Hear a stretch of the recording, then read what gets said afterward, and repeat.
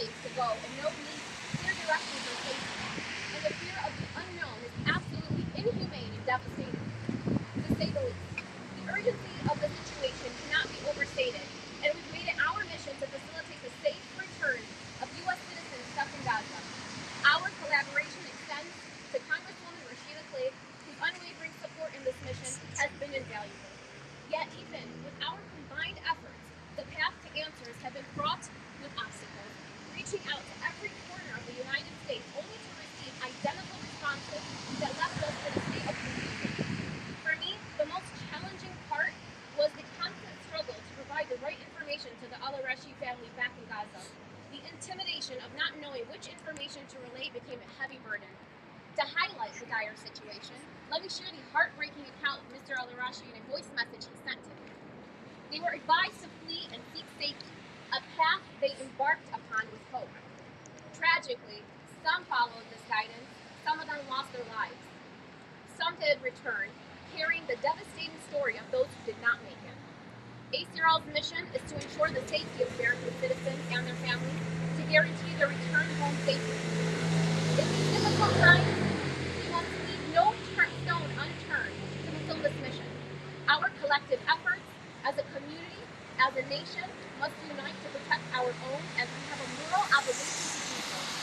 This mission extends beyond boundaries, transcends political lines, and stands as a testament to our shared community.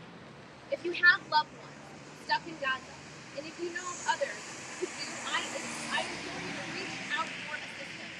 You can call the urgent call to action for U.S. citizens trapped in Gaza hotline at 888-806-3822 or call us directly. Let us ensure that the al-Arashi family, along with all our fellow American citizens, find their way back home. Thank you. Mariam, can you spell your name for us? M-A-R-I-A-M. C-H-A-R-A-R-A. Mariam Sharara. Thank you. Okay, the chairman, Jim Allen, is going to speak next.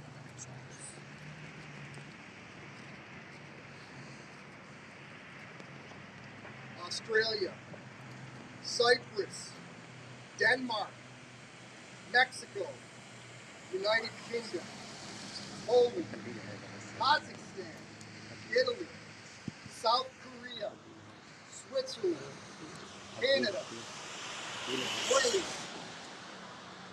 In all, at least a dozen countries have mobilized the resources they have in or near the Gaza Strip to activate evacuations of their citizens stranded in what appears to be a post-apocalyptic movie set.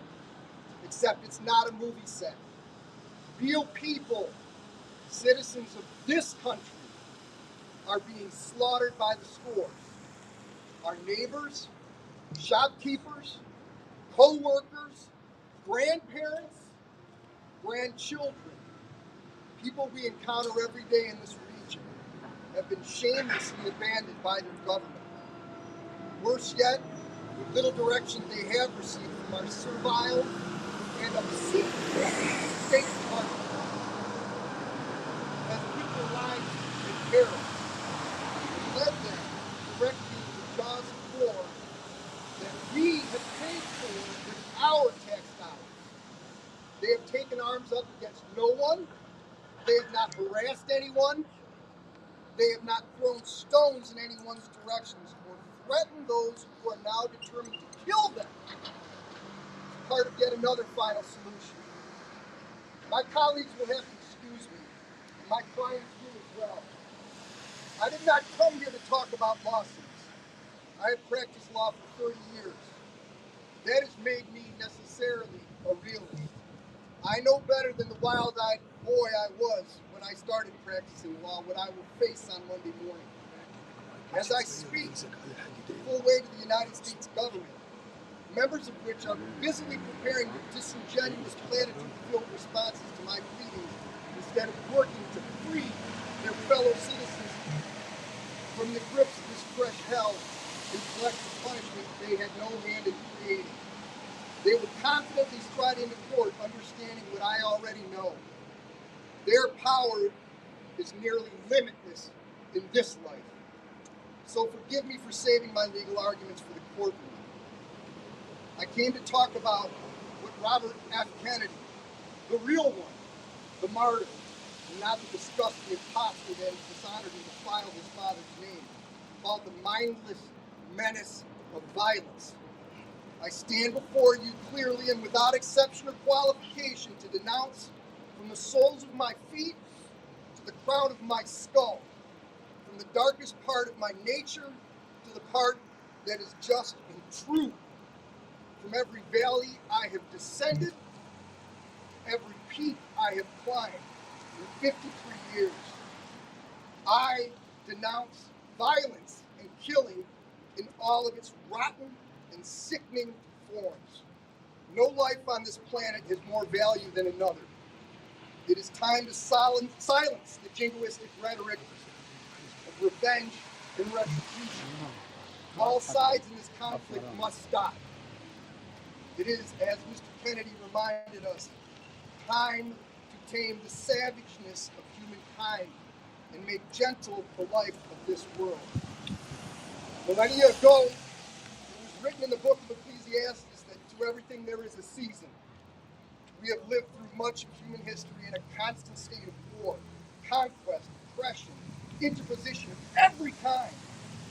The book tells us there is a time for war and a time for peace, but when have we ever truly known peace? Look around to brothers and sisters. We are blind if we do not see our war-pocked planet, and worse yet, see the violence glorified and justified, all in the name of defense and security. And yet, we are not safe. We are not defended. We are not secured. War has only led to more violence. Vengeance has only led to more vengeance. An eye for an eye, as Martin Luther King told us, has left us all blind to how sick we have allowed our world to become. I say no more. No more. I say that it is well past the time to end the bloodshed and aggression. Those of us who claim we want peace must wage it at all costs. There is nothing else worth fighting for in this world. We all have a sacred obligation to act in the name of peace, because there is nothing else. I woke up yesterday morning after nearly a week with my colleague, Sister Miriam, to free our fellow citizens to no avail. We have no president. We have no functioning legislative branch. We have come to the form of last resort. Pray with me, brothers and sisters, that on Monday and on every day to follow, that justice will reign supreme in this stone temple built in its honor. Pray for peace. Work for justice. Give love to those who hurt you. There is no other way forward. The other way is madness. We are living madness right now. And this war and killing must stop now.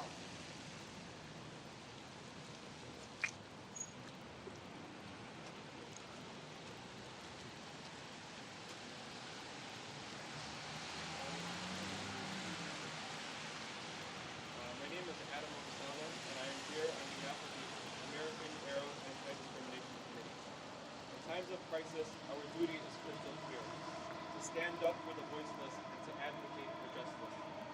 As we speak, the State Department is failing to ensure the safety of Palestinian Americans. This is an abdication of duty, one that will have legal consequences.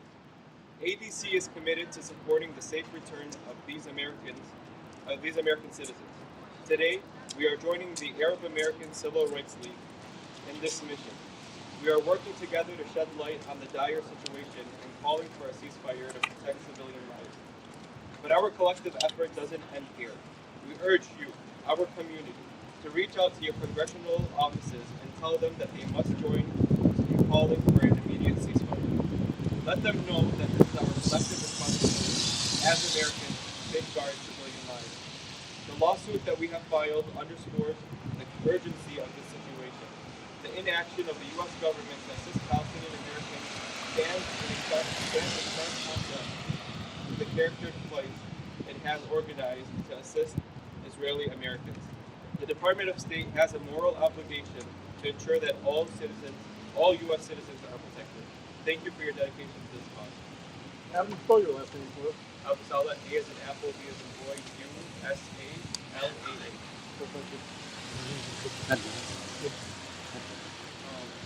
Good afternoon, everyone. We appreciate each and every one of you here turning to be a founder of the Organization Civil Rights League. Especially on this rainy day, especially on the weekend. I know how busy you all are. And we understand the importance you play as the gatekeepers in justice and the gatekeepers for humanity of what is going on, especially in circumstances like this. I can tell you, and I know some of my counterparts and our chairman and others here have addressed the dire need in the situation. I'm going to try to keep it as calm as I possibly can, but in all essence, the ACRL, along with the sister organization, the ADC, as well as on behalf of the Al-Rice family, have filed a complaint against the Secretary of State as well as the Secretary of Defense, and asking them basically to do their job. With all due respect, do their job. When they took office, they swore to uphold the Constitution and to protect citizens here and abroad. And we're saying this is the time that you should act upon addressing and securing your citizens from abroad. We haven't heard any concrete evidence or circumstances that are going to allow individuals in Gaza, mothers, grandparents, children, over 600 to thousands of individuals, United States citizens, stuck in a real-life hellhole of what's going on. We know our Israeli brothers and sisters are removing the United States citizens from there, at their airport. But they're not getting bombarded, they're not getting bombed upon, they're not getting destroyed while they're trying to leave. We've seen this leaflet situation before in the 2006 in Lebanon and Israel bombarding Lebanon. Israel saying, leave, dropping leaflets saying, leave the what's called. The United States Embassy was dropping leaflets saying, stay in your homes. Infrastructure was being bombarded. What are they to do? So we're calling upon our Secretary of State, our Secretary of Defense, to take some action to make sure that these individuals are secure. Call up the Israeli government, which we consider as a stepchild to the United States government, and say, stop, put a ceasefire for a number of hours, give them a plan of action that they can lead securely. We're not trying to interfere with international politics, we're not trying to interfere with international affairs. What we're saying is we're trying to protect the United States citizens. It is a duty, ethical, moral principle, and our law that we protect our United States citizens here and abroad. So we're saying take action now. Time is of the essence, each and every minute counts. We know that they told them go down to South Gaza. The United Nations chair said something that's almost impossible to move $1.7 million to South Gaza in a short distance of time. What we're saying is, again, this press conference is about United States citizens and the United States interests. We're here to protect abroad. We make sure that they are protected. We need a plan of action to protect these individuals. How do we get them out? We need the United States with all their glory and all their power to say to Israel, make sure our citizens are safe. We don't want to send satellite-guided missiles like we did in 2006 to bombard our own United States citizens. We cannot do that. We're better than that. So this is what we're calling upon the United States Secretary of Defense and Secretary of State to take action and address. We're calling about this great institution, our federal court system, sometimes our last defense for civil rights, to say and stop this, order them that they meet the safest family and hundreds, if not thousands of individuals exactly in the same situation, this hellhole they call Gaza at this moment. Thank you. We're going over to the family. Please make some remarks. I'm sorry, I'm not Armenian, I'm sorry, please. Good afternoon. My name is Nasser Beydoun, Nasserbeydouin. I am the former chairman of the Arab American Civil Rights League, and I am a Democratic candidate for U.S. Senate from Michigan. Let me paint a picture for you. Imagine a city as big as Detroit with 2.2 million people stuck in it. The Israelis in the last 6 days have dropped 6,000 bombs on Gaza. That is the equivalent of what the United States dropped in 1 year on Afghanistan. Our Secretary of State, Anthony Blinken, went to Israel And when he got there on the tarmac, he said, I come to you as a Jew to stand in support of the state of Israel. I tell the Secretary of State, we ask you to go as the Secretary of State of the United States of America and work to protect American citizens and get our citizens out of Gaza, as you have done to get our citizens out of Israel. Israeli life is not more valuable, Israeli American is not more valuable than a Palestinian American. So we ask you to do your job and work for peace instead of war, as this administration has shown itself not capable of trying to secure a peace, but very capable of supporting Israel's aggression against an unarmed Palestinian civilian population in Gaza. And thank you very much. I want to have the family step in. This is Mr. Ali. Yeah. You explain to them about the situation. This is his mother and father that are stuck in with Boy Scouts. They're something.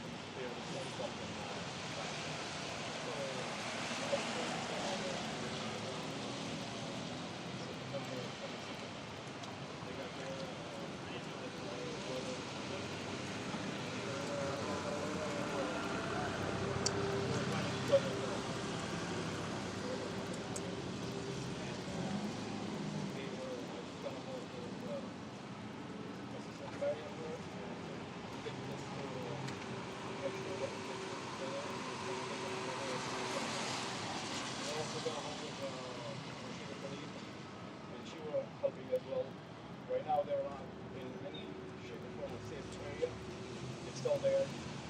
They say that the border has been open today, but they didn't open. So we're just hoping the best for them and come back home safe. Thank you very much. Could you say your first name again as well? Yeah, Y-A-H-Y-A.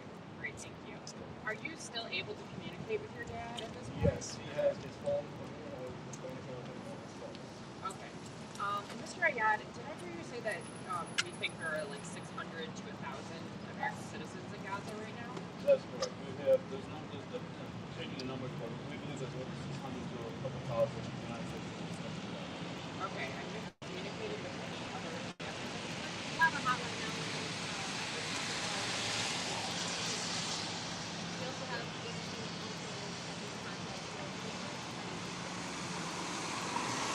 The hotline goes that are affected all, just as we did with the Hotline. The idea is that if you have anyone that is a family member, all of these will directly be in contact with the government institutions. Just one more question, if I could. This is obviously a very, fast developing situation right now in Gaza, and federal court tends to move very slowly. I guess I'm just wondering, do you have any hope that this lawsuit can have an impact on what's happening there? Well, we're always hopeful in our federal system. As you know, we brought a suit against conflict. Prevented individuals from an Islamic band that prevented individuals from the United States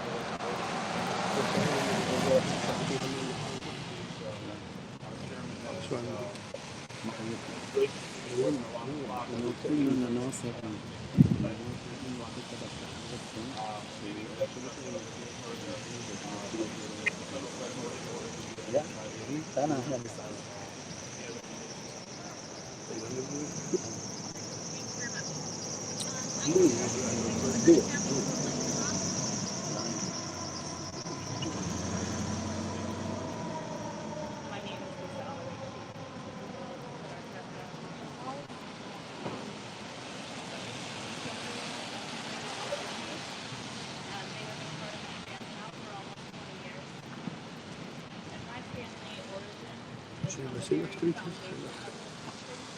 My grandparents, way back, and here on the Mayflower,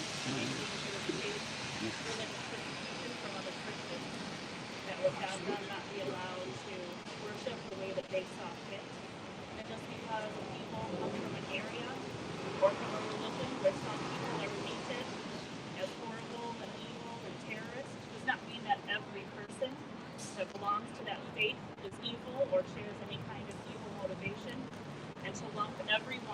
into the same pot and say they are all evil. It's not right. And when someone comes to this country and they become a citizen of this country, they swear fealty to us and not to their own country that they had come from previously. They deny that they are citizens of that old place and they have to be sworn to our country instead. And when you let your people go on vacation and something terrible happens and you don't feel obligated to pick them up, that is not right. We should save every man that is ours. We don't leave people behind. And our family is hurting. How worried for your family are you? Extremely. My heart is constantly beating as hard as it can. On the flip side of that, how hopeful are you? I hope that God will keep things safe for us. They'll safe no matter what's happening around them. Things could be happening, the Bible says. Walk in the valley of the shadow of death and he'll always be with you. And they are there right now. And I believe that God is with them on the inside. But I want them to come home.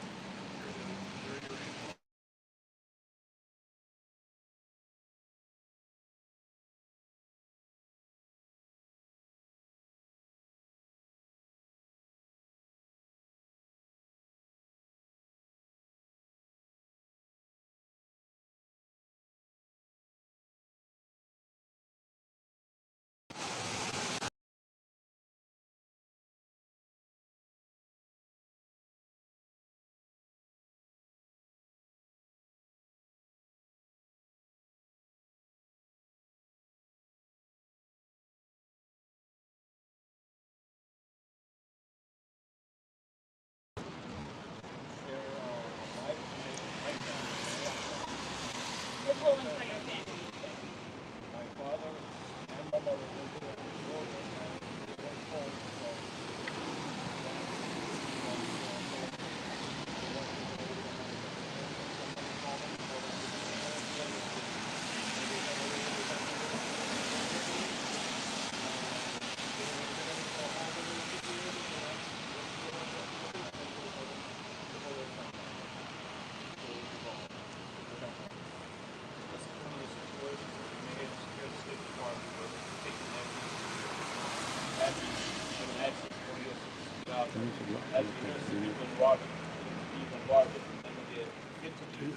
source of the report comes close.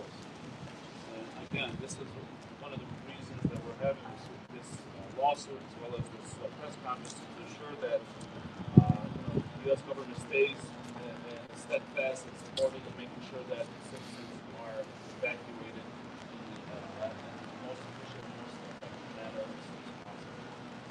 Just to be clear, I'm sorry. Was the Israelis walking home or walking with the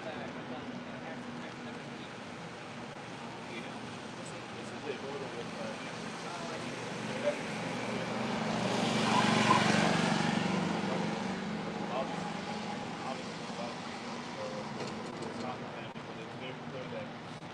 citizens or nationals or what have you are allowed to supposedly get out, but when we get to that port, it's closed. They were there on vacation, I think. Correct. Yes.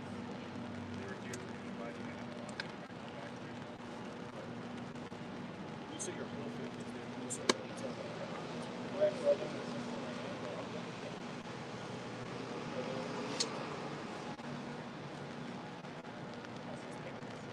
When you talk to your parents, what do you feel from them? What do you get from them, from their voice?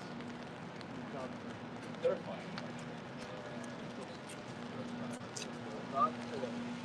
They haven't ever been in this situation before. My father and I was in this we haven't seen anyone like this before. So we have to see it. So they're not scared. They're not safe. That's what they are always saying. I can just say on my behalf, just talking to the family, they have that ounce of hope every time that the border is going to open, that someone's going to come get them. And they hear something from the government or the embassy or Washington, D.C., and they give them that bit of hope. And unfortunately, at this point, it's as if they're losing them. And that's why we're doing this. And that's why we're bringing the community back together so we can uplift them, let them know that we are going to make sure to leave every stone unturned disaster is happening right in front of them, and they don't know if they're next. And Mr. Alash, just to be clear, your parents, they live here in Mexico, right? They become U.S. citizens.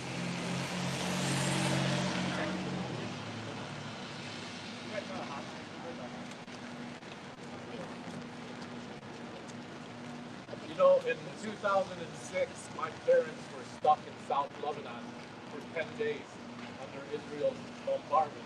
And if you remember, Niraj, we lived over to Lebanon right after the war. So I know exactly how they feel. My parents, my grandmother, my dad had to go down to the market in the town that we are from to grab my grandmother. She refused to leave her house, and the Israelis bombed the house on top of her. 95 years old. So we know exactly what's happening in Gaza. We know how the people in Gaza feel. We know the amount of destruction that Israel is raining down on Gaza today. They have no remorse, no humanity in what they're doing. They're just going to try and kill and destroy the entire Gaza Strip. The hotline is 888-806-3822. Again, 888-806-3822. And can you please make sure that the hotline does indicate urgent call to action for U.S. citizens trapped in Gaza hotline?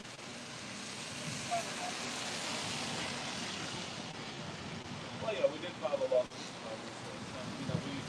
We were the eight, 7 other nations that are joining out. In fact, it was all these countries that were already evacuating all these citizens. Here we are, the superpower of the world, and we're not there first. We should be the first to evacuate our United States citizens as the superpower of the world. And as who is doing the bombing, basically it's U.S. military, U.S. weapons with our basically stepchild, the Israeli government. For them to sit there and allow this to happen is just outrageous. But in 2006, we did file the lawsuit. Within 14 days, Niraj, there was a ceasefire in order to allow these individuals to leave South Lebanon, and the United States started using cruise ships, military ships, whatever kind of ships, to evacuate the 40,000 U.S. citizens that were stuck in South Lebanon back in 2006. But again, they were very slow in doing so, and we felt that the federal laws would help to amplify, put pressure on them immensely to have evacuation.